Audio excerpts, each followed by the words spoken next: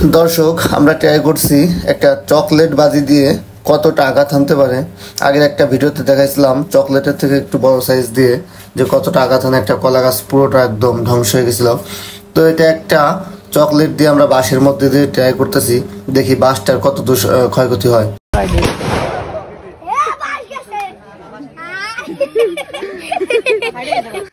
আপনারা দেখতে পারলেন যে একটা চকলেটের কি পরিমাণ ক্ষমতা। এটা সম্পূর্ণ রশি দিয়ে বাঁধা ছিল, সেইটাই ফেটে খণ্ড বিখণ্ড হয়ে গেছে। তো এইবার আমরা ভেতরে একটা কমান্ডো দিব, যেটাকে কমান্ডো বাজি বলে, ওর থেকে বড় সাইজ দেখতে পাচ্ছেন। এই কমান্ডো দিয়ে ট্রাই করব কমান্ডোর ক্ষমতা কি পরিমাণ। আমি অনেক ভিডিওতে দেখছি অনেকেই বাঁশের মধ্যে কমান্ডো দিয়ে দেয়, একদম বাঁশ ফেটে 4 টুকরা হয়ে যায়।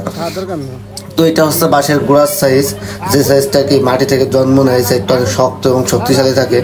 এখানে আমরা দিচ্ছি হালকা একটু হাঁটছে, তো এবার কমান্ডো দিয়ে ট্রাই করতেছি। আমরা দেখতে যাচ্ছি যে বাজের পার কতটুকু, বাঁশ ফাটে কিনা এটা দেখতে যাচ্ছি।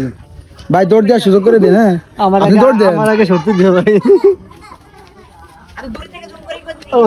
গেছে।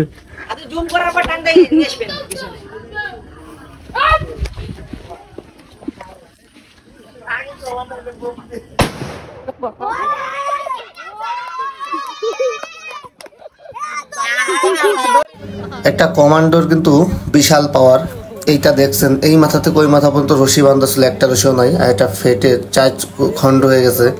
মানে একটা কমান্ডো বাজি বোমার মতো আঘাত আনতে সক্ষম, কিন্তু এটাতে কোনো ক্ষয়ক্ষতি হওয়ার সম্ভাবনা নেই, শুধু বিকট আওয়াজ শব্দ হয়।